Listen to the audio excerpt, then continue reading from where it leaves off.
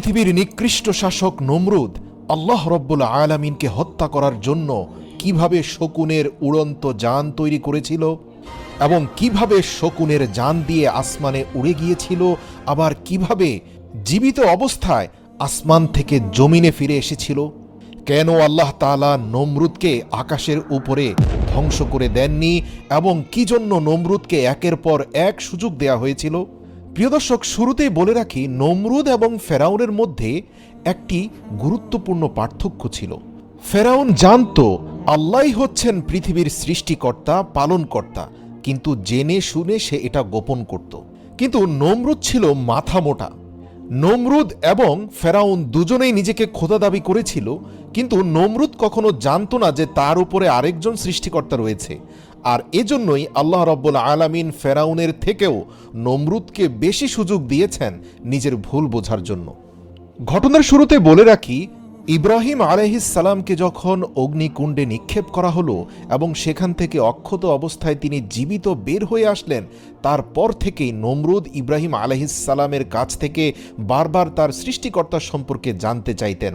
নমরুদ প্রকাশ্যে বলেছিল, আমি তোমার স্রষ্টার সাথে যুদ্ধ করে তোমাকে বুঝিয়ে দেব যে আমি সবচেয়ে বড়।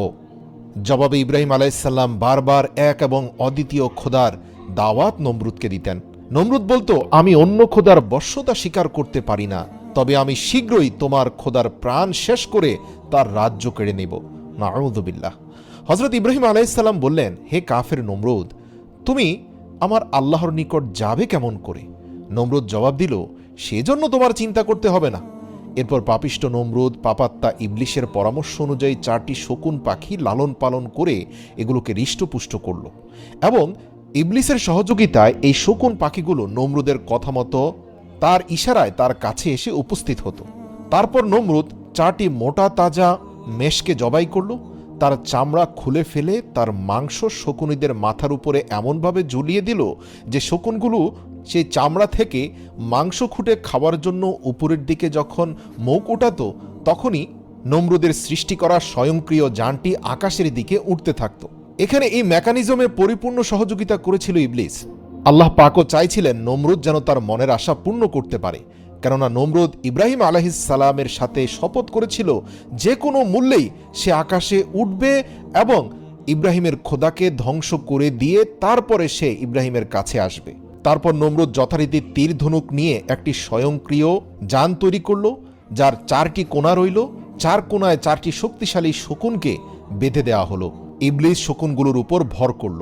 অতপর শকুনগুলো নমরুদের ঝুলানো মেষের চামড়ার দিকে মুখ উঠানো মাত্রই যানটি আস্তে আস্তে উপরের দিকে উঠতে থাকলো, কেননা শকুনগুলো সেই মাংস খাওয়ার জন্য উঠছিল। এভাবে শকুন 4টা মাংস দেখে তা ধরার জন্য ক্রমে ঊর্ধ্ব অভিমুখে উঠতে লাগলো। সেই সাথে নমরুদের সেই স্বয়ংক্রিয় যানটিও উপরে উঠতে লাগলো। নমরুদ নিজের জন্য কয়েকদিনের উপযোগী খাদ্য ও পানীয় সঙ্গে নিয়েছিল। এভাবে একাধারে 3 দিন 3 রাত ক্রমাগত উপরে আরোহণ করার পর সে মনে করল যে এখন আসমানের খোদার একেবারে নিকটে চলে এসেছে। নাউযুবিল্লাহ। এরপর নমরুদ সেখান হতে উপরের দিকে কতগুলো তীর নিক্ষেপ করল। আল্লাহ তাআলা ফেরেশতা জিবরাইল আলাইহিস সালামকে বললেন, জিবরাইল, আমি আমার পরম শত্রুকেও নিরাশ করি না, তুমি নমরুদের মনের আশা পূর্ণ করে দাও। তার নিক্ষিপ্ত তীরের প্রত্যেকটির মাথায় একটি মাছের রক্ত মেখে দাও, যাতে নমরুদের এ ধারণা হয় যে সে আসমানের খোদাকে নিহত করেছে। ফেরেশতা জিবরাইল আলাইহিস সালাম আল্লাহর আদেশ অনুসারে নমরুদের তীরের মধ্যে রক্ত মাখিয়ে আবার এমনভাবে নিচে প্রেরণ করল যাতে নমরুদের স্বয়ংক্রিয় যানের উপরে অধিকাংশ তীর এসে পড়ল।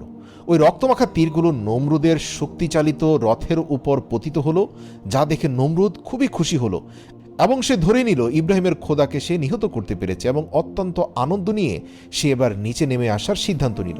কিন্তু ভাবনায় পড়ে গেল যে সে নিচে নামবে কি করে।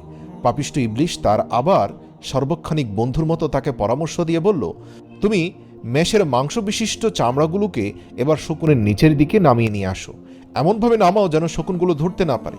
এভাবে শকুনগুলোর মাথা নিচের দিকে নেমে গেলে তোমার যানটিও নিচের দিকে নেমে যাবে। এভাবে আবার একাধারে 3 দিন 3 রাত নামার পর নমরুদ জমিনে এসে পৌঁছালো। পাপিষ্ট নমরুদ তখন গৌরবের অহমিকায় অস্থির হয়ে পড়ল। মাটিতে নেমে প্রথমেই সে গেল হযরত ইব্রাহিম আলাইহিস সালামের কাছে। তাকে রক্তমাখা তীরগুলো দেখিয়ে সগৌরবে বলতে লাগলো, দেখলে তো ইব্রাহিম, তোমার খোদার বড়াই আমি শেষ করে দিলাম। আমার নিক্ষিপ্ত তীর তোমার খোদাকে বিদ্ধ করে দিয়েছে। নাউযুবিল্লাহ। এই দেখো, প্রত্যেকটি তীরেই রক্তমাখা রয়েছে। হযরত ইব্রাহিম আলাইহিসসালাম বললেন, ওহে নির্বোধ কাফের, আমার আল্লাহ তাআলাকে হত্যা করতে পারে এমন শক্তি কারো নেই। তিনি হাইয়ুল কাইয়ুম, চিরঞ্জীব, চিরস্থায়ী, তার কোনো মৃত্যু নেই। তিনি অদৃশ্যমান, নিরাকার, তাকে মানুষের আকারে কল্পনা করাটাও তো বোকামি। তার উপরে কারো কোনো শক্তি ক্ষমতা সক্রিয় হতে পারে না। ওহে বোকা, মহান প্রভু তোমার উপরে এখনো দয়াশীল আছেন বলেই তোমার দীর্ঘ 3 দিনের কষ্ট সাধনার একটা ফল তিনি তোমাকে পাঠিয়েছেন। এখনো সময় আছে, তার উপর ঈমান আনো। কথাগুলো শুনে নমরুদ প্রচণ্ড রাগান্বিত হয়ে বলল, বলো তোমার খোদার সৈন্য সংখ্যা কত? আমি এক্ষুনি তোমার খোদাকে শেষ করে দিচ্ছি। হযরত ইব্রাহিম আলাইহিস সালাম বললেন, আমার খোদার সৈন্য সামন্ত এর সংখ্যা আমি নিজেও জানি না, তা অসংখ্য, কেউ এর সংখ্যার হিসাব দিতে পারবে না। তিনি নিজেই শুধুমাত্র এর সঠিক সংখ্যা জানেন। বাদশা নমরুদ বলল, আচ্ছা সমস্যা নেই, তোমার খোদার সৈন্য সংখ্যা জানার আমার তেমন কোনো প্রয়োজন নেই। তবে তুমি তোমার খোদাকে আমার সাথে যুদ্ধ করার জন্য প্রস্তুত হতে বলো। আর যদি তাদের আমার সঙ্গে যুদ্ধ করার সাহস থাকে তবে সামনে আসতে বলো। যদি সামনে না আসে আমি ভেবে নেব তারা ভীত কাপুরুষ। নাউযুবিল্লাহ। হযরত ইব্রাহিম আলাইহিস সালাম বললেন, ওহে নির্বোধ, আমার খোদার সেনার সাথে যুদ্ধ করতে যদি তোমার এতই আগ্রহ থাকে তবে বেশ তাই করো। তুমি তোমার সকল সৈন্যকে প্রস্তুত হতে বলো। নমরুদ তার অসংখ্য সৈন্যবাহিনীকে খোদাই বাহিনীর সাথে যুদ্ধ করার জন্য প্রস্তুত হওয়ার আদেশ দান করলেন। তার সৈন্যবাহিনীর মধ্যে সাজ সাজ রব পড়ে গেল। তাছাড়া নমরুদ সারা দুনিয়ায় তার যত অধীন এবং অনুগত রাজা বাদশা ছিল তাদের সকলের প্রতিও কড়া আদেশ দিল যে অবিলম্বে তারা যেন নিজেদের সৈন্য সামন্ত সহ বাবলের দিকে রওনা হয়। আল্লাহু আকবার। প্রিয় দর্শক, ইতিহাস থেকে জানা যায় পৃথিবীর ইতিহাসে 3 জন বাদশা পুরো পৃথিবীকে শাসন করেছেন। এদের একজন সুলাইমান আলাইহিস সালাম, দ্বিতীয়জন জুলকারনাইন এবং তৃতীয়জন নমরুদ। নমরুদের নির্দেশে পুরো বিশ্বের সকল সৈন্যবাহিনী এক প্রবল আসমানি সৃষ্টিকর্তার বিরুদ্ধে যুদ্ধের জন্য প্রস্তুত হলো। আল্লাহু আকবার। এই আদেশ পেয়ে বাহিনীতে যত সমান্ত আছে সব নিয়ে রাজা বাদশাগণ বাবলে এসে একত্রিত হলো। হযরত ইব্রাহিম আলাইহিস সালাম নমরুদের কীর্তিকলাপ দেখে আল্লাহর দরবারে দোয়া করলেন, হে মাবুদ, আপনি সকল কিছুই দেখছেন। বাদশা নমরুদ যেভাবে স্পর্ধার সীমা ছাড়িয়ে গেছে এবং অহংকারের ধারাকে সরাজ্ঞান করছে, তার দর্প শেষ না করলে দুনিয়ার সাধারণ জনগণও তা দেখে ব্যাপক আকারে বিভ্রান্ত হবে এবং বিপদে চলে যাবে। ইতিমধ্যে আপনার পাঠানো রক্তরঞ্জিত তীরগুলো দেখিয়ে সে অসংখ্য মানুষকে পথভ্রষ্ট করছে। আল্লাহ রাব্বুল আলামিন হযরত ইব্রাহিম আলাইহিস সালামের দোয়া মঞ্জুর করলেন।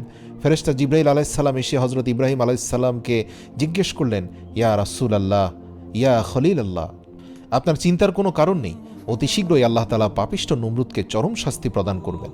নমরুদ ও তার বেঈমান সৈন্য সামন্ত সকলেই ধ্বংস হয়ে যাবে। কথিত আছে যে বাবেলে বিভিন্ন রাজ্য হতে এত অধিক পরিমাণে সৈন্য এসে একত্রিত হলো যে তাদের তাঁবুর বহর প্রায় 50 মাইল এলাকা ব্যাপী বিস্তৃত হলো। আল্লাহু আকবার। হযরত ইব্রাহিম আলাইহিস সালাম নমরুদের এমন সৈন্য সামন্ত একত্রিত হওয়া এবং প্রস্তুত হওয়ার পরেও ইব্রাহিম আলাইহিস সালাম তাকে গিয়ে বললেন, হে নমরুদ, তুমি কার বিরুদ্ধে যুদ্ধ করতে চাচ্ছ?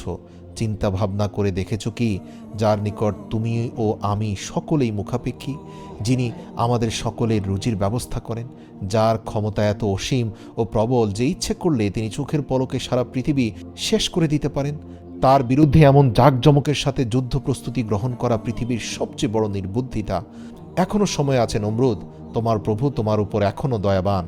দেখতে পাচ্ছ এখনও আসমান থেকে কোনো আযাব নাজিল হয়নি, কেননা তুমি অজ্ঞ এবং মূর্খ। তাই তোমার প্রভু এখনও তোমার প্রতি ধৈর্যশীল আছেন। তুমি এক আল্লাহর প্রতি বিশ্বাস স্থাপন করো। ইব্রাহিম আলাইহিস সালামের কথা শুনে পাপিষ্ঠ নমরুদ বলল, হে ইব্রাহিম, তুমি আমার এই সামান্য প্রস্তুতিতেই ভয় পেয়ে গেছো বুঝি? তোমাকে আমি এর আগেও বলেছি, আবারও বলছি, তুমি আমাকে এখনও তোমার খোদার শক্তির মিথ্যাভীতি প্রদর্শন করা বন্ধ করো। আমি তোমার এসব কথায় ভয় পাওয়ার মতো লোক নই। তোমার খোদার শূন্য সংখ্যার নাকি কোনো শেষ নেই। আমি দেখতে চাই এই সকল শূন্যের শেষ কোথায়। আর বারবার আমার কাছে এসব দাওয়াত নিয়ে এসো না, ওই কথা শুনলে আমার বিরক্তি লাগে। নমরুদের কথা শুনে আল্লাহর নবী হযরত ইব্রাহিম আলাইহিস সালামের মনে বড় কষ্ট এবং ব্যথা লাগলো।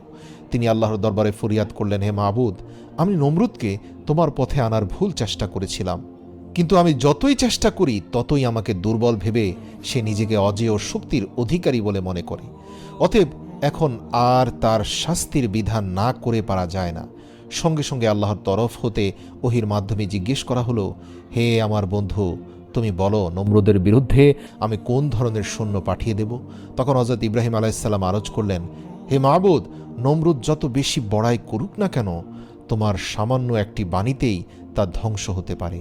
অতএব আমি এ কামনা করি যে তাকে একটি ক্ষুদ্র শক্তি দিয়েই নির্মূল করে দিয়ে শিক্ষা দেওয়া দরকার যে দুনিয়ার শক্তি যত বিরাট এবং প্রবল হোক না কেন, মহান মালিকের একদম সামান্য ও ক্ষুদ্রতম একটি শক্তির নিকটও তা একেবারে দুর্বল, অসহায়।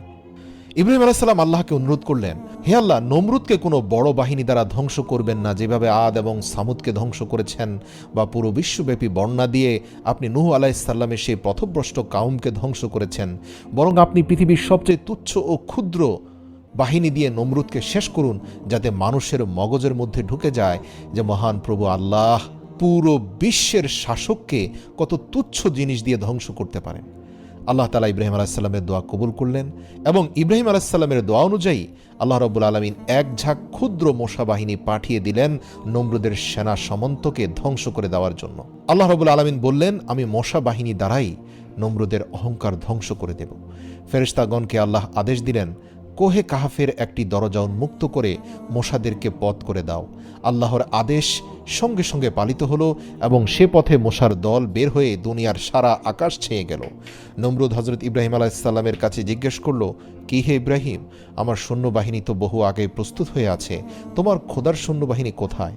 হযরত ইব্রাহিম আলাইহিস সালাম বললেন, ওই যে আমার খোদার সৈন্যবাহিনীও এসে পড়েছে। আল্লাহ তাআলা মশাদের লক্ষ্য করে বললেন, তোমাদের জন্য আজ আমি উত্তম খাবারের ব্যবস্থা করেছি। তোমরা আজ নমরুদের সৈন্যদের রক্ত ও মাংস খেয়ে তোমাদের উদর পূর্ণ করো। হযরত ইব্রাহিম আলাইহিস সালাম আকাশের দিকে লক্ষ্য করে বললেন, ওই যে আমার খোদার সৈন্য আসছে। তখন নমরুদ ও তার সেনাগণ আকাশের দিকে তাকিয়ে দেখল যে একটা বিরাট ঘন কৃষ্ণবর্ণ মেঘের ছটা সারা আকাশকে আচ্ছন্ন করে ফেলেছে। তারা মনে করল যে এখনই মুষলধারে বৃষ্টিপাত শুরু হবে, কিন্তু সঙ্গে সঙ্গে তাদের সে ধারণা ভুল প্রমাণিত হলো।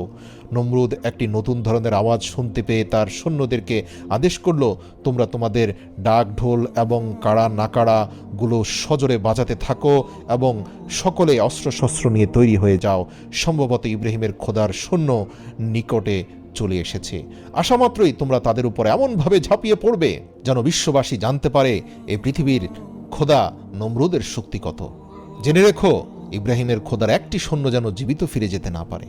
মশার দল ঊর্ধ্ব আকাশে থাকতেই এমন এক গুনগুন আওয়াজ শুরু করল যে লক্ষ কোটি মশার দল সম্মিলিত গুনগুন আওয়াজে হৃদয় কাঁপানো এক আওয়াজের সৃষ্টি হয়ে গেল। সেই আওয়াজ এর কাছে নমরুদের সৈন্যদের ডাক ঢোলের আওয়াজ তলিয়ে গেল।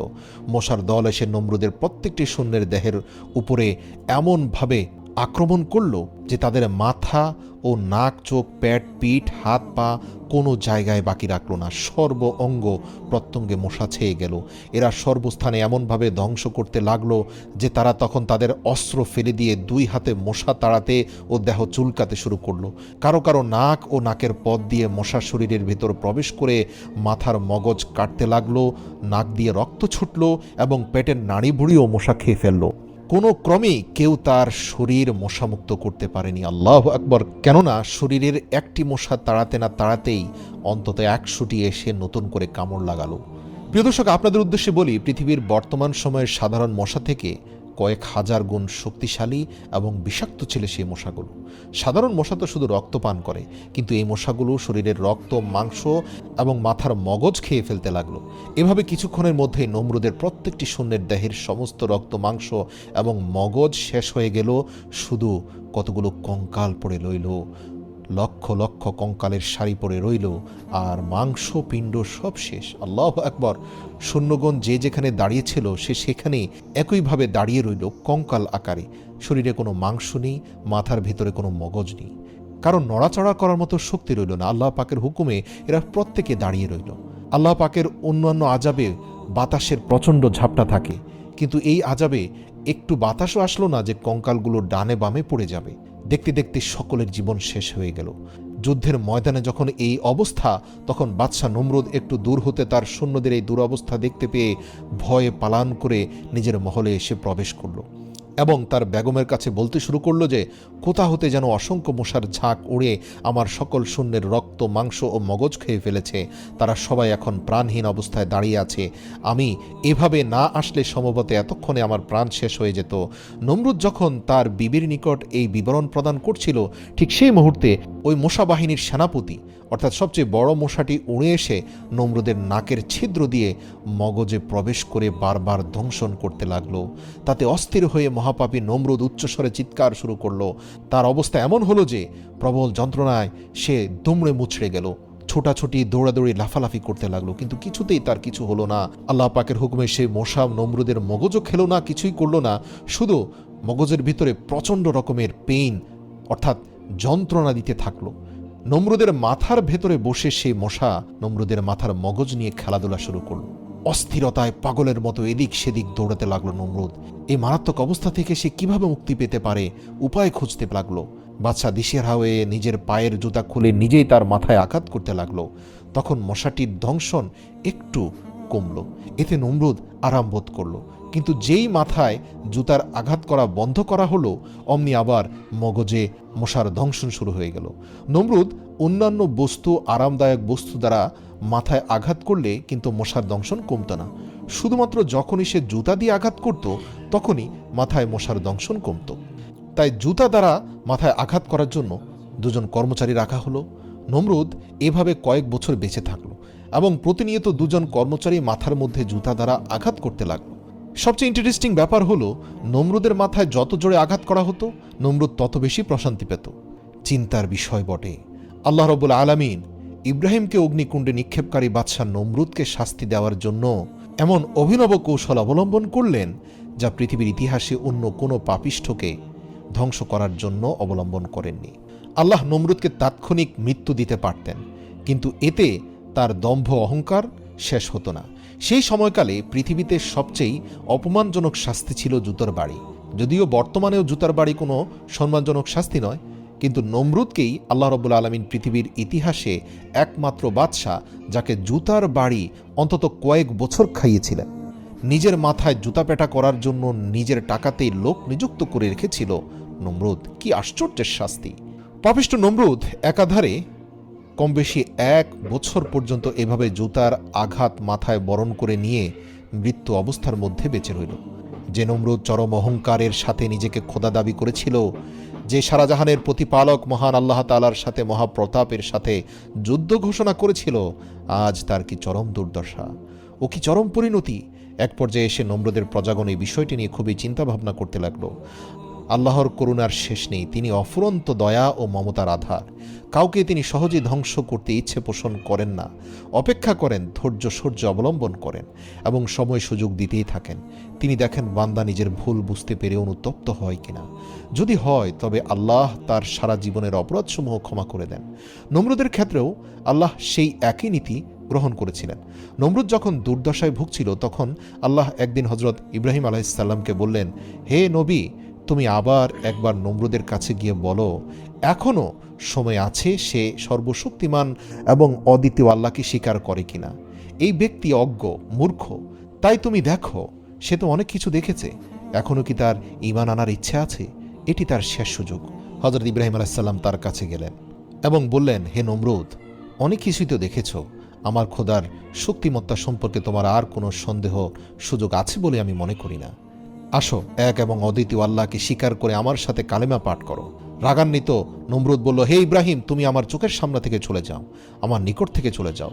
তুমি তোমার মিথ্যা বেহেশতের লালসায় আমাকে ভুলাতে পারবে না।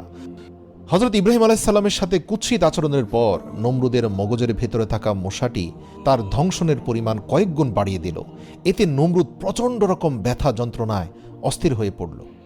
শেষ পর্যন্ত দেখা গেল যে জুতোর বাড়িতে কোনোভাবে কাজ হচ্ছে না। নমরুদ কোনোভাবেই স্বস্তি পাচ্ছে না। কর্মচারীদের বলল ভারী থেকে ভারী বস্তু দিয়ে তার মাথায় আঘাত করতে। কর্মচারীরা তাই করতে থাকলো। এক পর্যায়ে কর্মচারীরা নমরুদকে বলল, মহারাজ, আমরা মুগুর দিয়ে আপনাকে আঘাত করতে পারি না, এতে আপনার মৃত্যু ঝুঁকি রয়েছে। নমরুদ বলল, মুগুর কেন, আমাকে লোহা দ্বারা আঘাত করো, এতে আমি বেশি স্বস্তি পাব। বাদশার চিৎকার চেঁচামেচিতে এক হুলস্থুল পরিস্থিতি সৃষ্টি হলো। তখন কর্মচারীদেরকে রাজ্যের সবাই তিরস্কার করতে থাকলো যে তোমরা কেন বাদশাকে জোরে আঘাত করছো না। এতে ক্রমে কর্মচারীদের মনে বাদশার প্রতি বিরক্তি সৃষ্টি হলো। একদিন মুগুর দিয়ে এত জোরে তারা আঘাত করলো যে সাথে সাথে নমরুদের মাথা দ্বিখণ্ডিত হয়ে গেল এবং তার ভিতর থেকে মূসা বাহিনীর প্রধান সেনাপতি মূসাটি উড়ে চলে গেল জীবিত অবস্থায়। আল্লাহু আকবার।